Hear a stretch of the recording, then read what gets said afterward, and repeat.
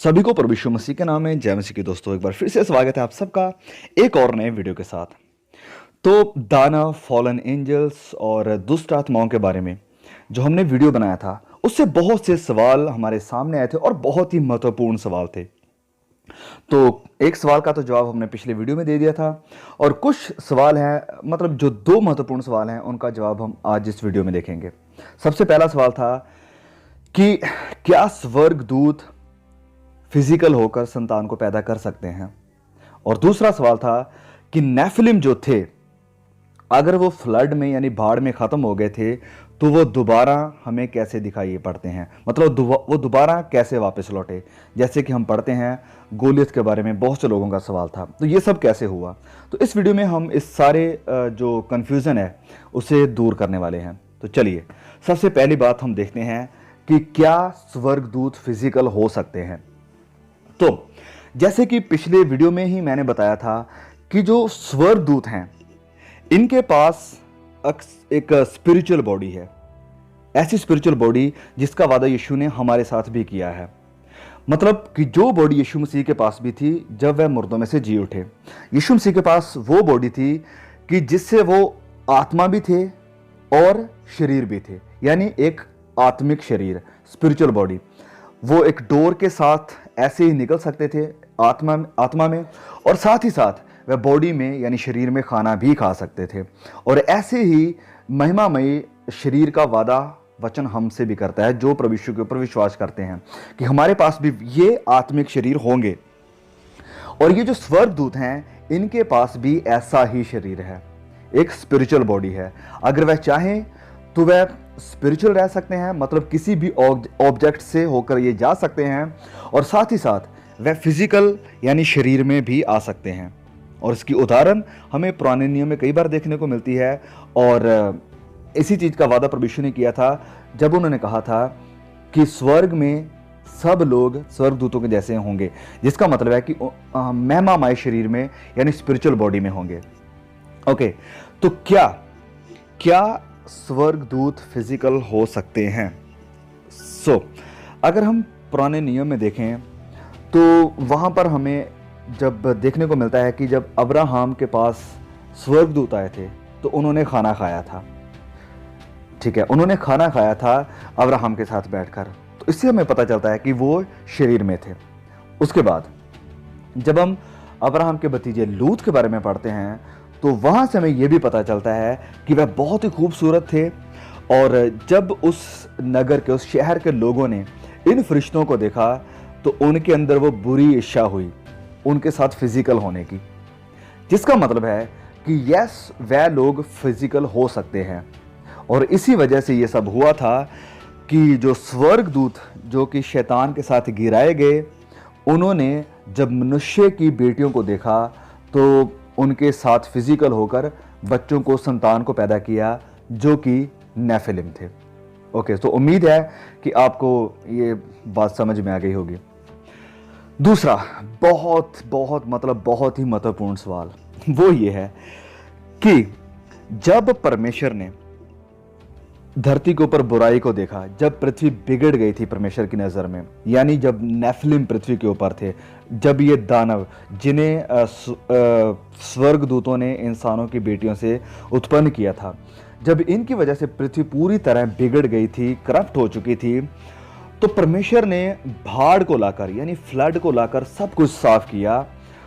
तो उसके बाद सिर्फ नूह, उसके 3 बेटे और उनके बेटों की जो बीवियां थी वो थी।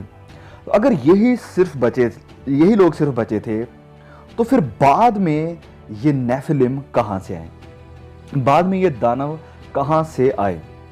तो ये बहुत ही बड़ा एक सवाल है जिसके लिए बहुत सी डिबेट्स होती हैं, बहुत से लोग इसके ऊपर आर्गुमेंट्स लाते हैं, बहुत से लोगों के अलग अलग नज़रिए हैं इस चीज़ को लेकर कि ये लोग कैसे आए, कैसे वह फिर से दिखाई देते हैं बाइबल में, बहुत सारे हैं। तो आज जो मेन 3 हैं उनके बारे में हम बात करने वाले हैं, जो मेन 3 पर्सपेक्टिव हैं। लेकिन उस पर्सपेक्टिव में जाने से पहले मैं आपको बताना चाहता हूँ कि नेफिलिम का मतलब क्या है जो हमें बाइबल में देखने को मिलता है। तो जब हम उत्पत्ति अध्याय 6 में जाकर यहाँ पर बाइबल टूल्स में जाकर चेक करते हैं तो ये जो इब्रानी शब्द यूज हुआ है यहाँ पर नेफिलिम के लिए, वो है नफील। नफील, और नफील का मतलब है टू फॉल, और ये फॉल जो हमारा इंग्लिश वर्ड है ये भी इसी से आता है, ग्रीक वर्ड नफील से। नफील ये थे जो कि गिराए हुए स्वर्गदूतों से पैदा हुए थे, यानी आधे स्वर्गदूत और आधे इंसान, और इन्हें कहा जाता था नेफिलिम, यानी दानव। दानव हम हिंदी में नॉर्मली यूज करते हैं, लेकिन जो नेफिलिम वर्ड है ये स्पेसिफिकली स्वर्गदूतों और इंसान जो पैदा हुई संतान थी उन्हें कहा जाता था। ओके, ये वर्ड नफील है। तो जब बाद में हमें जो दानव देखने को मिलते हैं, यानी उत्पत्ति के बाद, जैसे गोलियत और भी कई दानव, जब हम उनके यहां पर क्लिक करके वर्ड को चेक करते हैं तो ये वर्ड सेम नहीं है, नफील नहीं है, वरन यहां पर अगर हम देखें तो ये वर्ड है रफाई। रफाई, और ये रफाई और नफील में बहुत बड़ा अंतर है, बहुत बड़ा डिफरेंस है। रफाई का मतलब है कि जो लोग बड़े होते हैं, मतलब तगड़े शरीर के, लंबे चौड़े, बहुत ऊंचे, उन्हें रफाई कहा जाता था, ना कि वह लोग जो कि नेफिलिम थे, क्योंकि नेफिलिम वो थे जो स्वर्गदूतों और इंसानों से पैदा हुए थे, आधे स्वर्गदूत आधे इंसान, ये थे नेफिलिम। और रफी थे जो लंबे चौड़े ऊंचे कद के तगड़े लोग होते थे, जैसे कि गोलियत। ओके, सो उम्मीद है आपको ये डिफरेंस समझ में आ गया होगा। वेल, तो हो सकता है शायद आपके दिमाग में अभी ये सवाल भी ना हो कि ओके ठीक है, हम सब समझ गए कि नेफिलिम नहीं आए थे। वेल, लेकिन नहीं, ऐसा नहीं है। जब हम नंबर्स यानी गिनती अध्याय 13 वचन 33 में पढ़ते हैं तो वहां पर ये सेम वर्ड नफील यूज हुआ है, यानी नेफिलिम वर्ड यूज हुआ है। ओके, तो इस वचन को पढ़ते हैं। गिनती अध्याय 13 वचन 33, यहां पर लिखा है कि फिर हमने वहां नपीलों को, अर्थात नपीली जाति वाले अनाक वंशियों को देखा, और हम अपनी दृष्टि में तो उनके सामने टिड्डे के समान दिखाई पड़ते थे, और ऐसे ही उनकी दृष्टि में मालूम पड़ते थे। यहाँ पर लिखा है नपीलों को, अर्थात नपीली जाति वालों को। तो यहाँ पर नपील लिखा है, ये सेम वही वर्ड है नेफिलिम, अगर हम इंग्लिश में पढ़ते हैं तो। कुछ वर्ड में कुछ ट्रांसलेशंस में, कुछ बाइबल के वर्जन्स में नेफिलिम लिखा हुआ है, कुछ में जायंट्स लिखा हुआ है, लेकिन इसका जो ग्रीक रूट है वो सेम है, नेफिलिम। तो सवाल ये आता है अब कि ये फिर कहाँ से आए। ओके, अगर बाकी लोग रफाई हैं जैसे कि गोलियत और बाकी के दानव, तो ये नफील वर्ड यूज हुआ है, ये कहाँ से आए। वेल, तो यही सबसे बड़ी डिबेट का विषय है अगर आप इस वर्ड को, इस वचन को चेक करते हैं तो जो 3 पर्सपेक्टिव हैं जो मैंने आपको बताया था कि हम देखने वाले हैं, वो ये हैं। सबसे पहला पर्सपेक्टिव कि ये नेफिलिम दोबारा पृथ्वी पर कैसे हैं।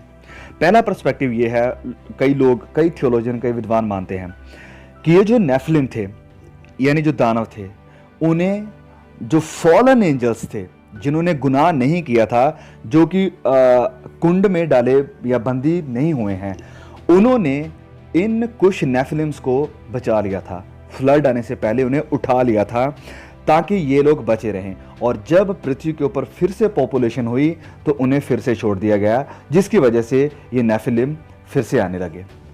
वेल, तो ये एक पर्सपेक्टिव है। मुझे नहीं पता आप इसको मानेंगे या नहीं मानेंगे, लेकिन ये एक पर्सपेक्टिव है जिसको कई लोग सिखाते हैं या मानते भी हैं।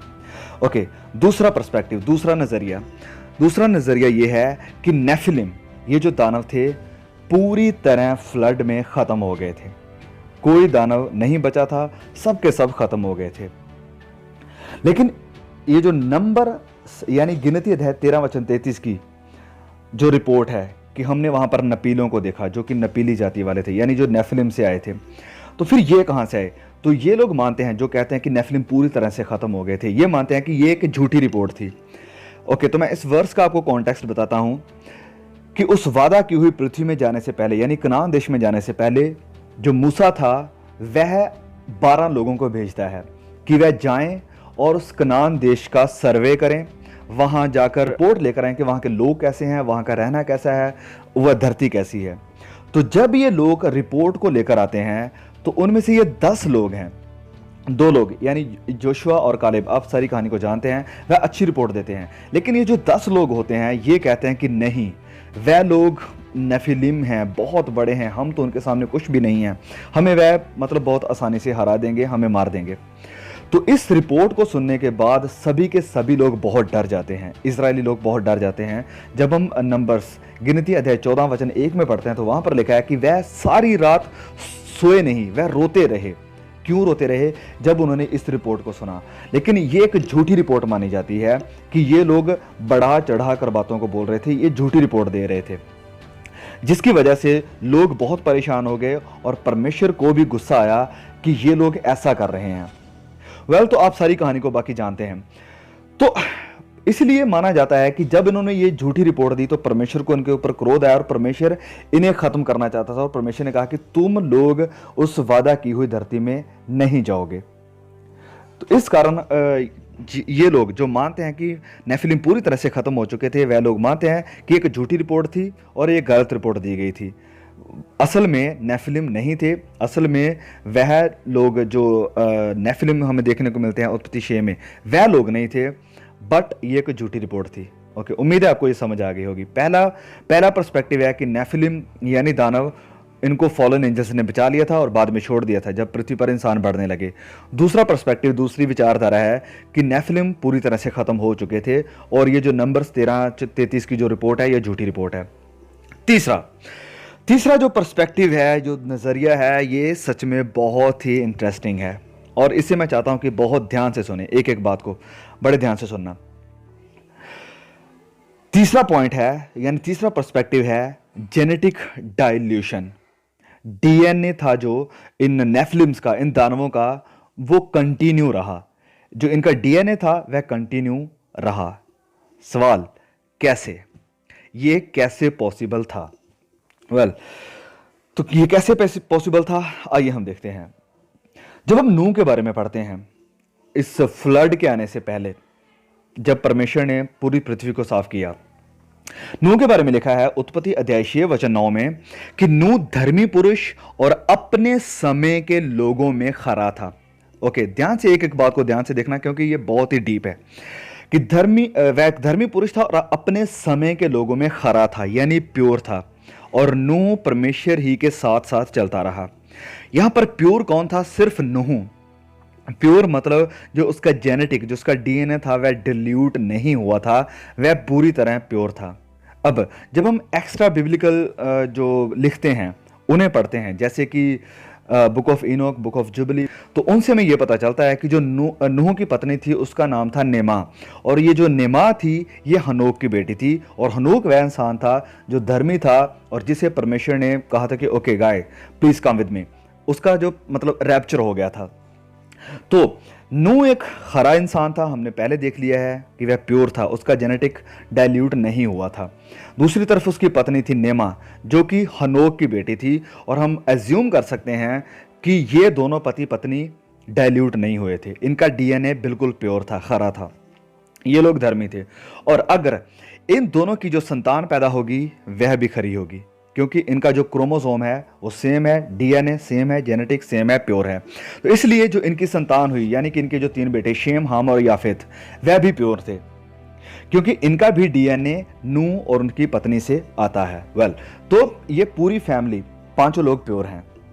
अब आगे जब हम वचन 12 में पढ़ते हैं तो वहां पर लिखा है, ध्यान दीजिए इस वचन पर, और परमेश्वर ने पृथ्वी पर जो दृष्टि की, परमेश्वर ने जब पृथ्वी पर दृष्टि की तो क्या देखा कि वह पृथ्वी बिगड़ी हुई है, यानी करप्ट है, क्योंकि सब प्राणियों ने, ओके इस वर्ड को ध्यान दीजिए, सब प्राणियों ने पृथ्वी पर अपनी अपनी चाल चलन बिगाड़ ली थी, यानी करप्ट कर लिया था। अब मैं आपसे पूछता हूं, सब का मतलब क्या होता है? सब का मतलब थोड़े या कुछ लोग नहीं, सब का मतलब सब, मतलब ऑल, ठीक है, ऑल, यानी लिखा है कि सब प्राणियों ने पृथ्वी पर अपने अपनी चाल चलन को बिगाड़ लिया था, करप्ट कर लिया था। जिसका मतलब है कि सभी का जो जेनेटिक था वो डाइल्यूट हो चुका था, जो डीएनए था वो बिगड़ चुका था। लेकिन वचन हमें बताता है कि नूह और उसकी फैमिली प्योर थी, उनका जो जेनेटिक था वो डाइल्यूट नहीं हुआ था। तो ये जो तीसरा पर्सपेक्टिव है जेनेटिक डाइल्यूशन का, डीएनए का जो खराब हो जाना, इससे यह माना जाता है कि शेम, हम और याफेत की जो पत्नियां थी उनमें से किसी एक का जो डीएनए था वो करप्ट था, डाइल्यूट हो चुका था, और उनके अंदर इन नेफिलिम या फॉलन एंजल्स का डीएनए था, जिसकी वजह से जब आगे संतान पैदा हुई तो फिर से कुछ कहीं कहीं कुछ कुछ जातियां दानवों की या इन रफाई की देखने को मिलती है, जिसकी वजह से ये दानव हमें फिर से बाइबल में देखने को मिलते हैं। तो ये रहे तीन पर्सपेक्टिव। पहला, दानव यानी जो नेफिलिम थे उन्हें फॉलन एंजल्स ने बचा लिया और फिर छोड़ दिया। दूसरा था कि नेफिलिम पूरी तरह से ख़त्म हो गए थे, लेकिन झूठी रिपोर्ट है, बाकी इसकी वजह से हमें देखने को मिलता है कि दानव फिर पृथ्वी के ऊपर थे। और तीसरा है वो है जेनेटिक डाइल्यूशन, कि ये जो डीएनए था ये कंटिन्यू रहा। और कंटिन्यू किस में रहा? जो नूह की बेटे थे, जो नूह के बेटे थे उनकी किसी एक बीवी में ये डीएनए था, ये उनका जेनेटिक डाइल्यूशन हो चुका था। तो इसकी वजह से ये माना जाता है कि ये जो नेफिलिम थे फिर से पृथ्वी में आने लगे और बढ़ने लगे। अब मैं कुछ बहुत ही इंटरेस्टिंग आपके साथ यहाँ पर शेयर करना चाहता हूँ, ध्यान से सुनिए। जब ये डीएनए डाइल्यूशन हुआ, डीएनए जब खराब होने लगा, तो ये बात परमेश्वर की नज़र में बिल्कुल भी सही नहीं लगी। और इस डीएनए के बिगड़ने के बाद सारी पृथ्वी करप्ट हो चुकी थी। वचन में लिखा है कि सब प्राणियों ने पृथ्वी पर अपनी अपनी चाल चलन को बिगाड़ दिया था। किसी को अपना कोई बेटा नहीं दिखता था, किसी को माँ नहीं दिखती थी, किसी को बाप नहीं दिखता था। कोई भी बुराई किसी भी नज़र से बुरी नहीं रही। मतलब पूरी तरह से पृथ्वी बिगड़ चुकी थी।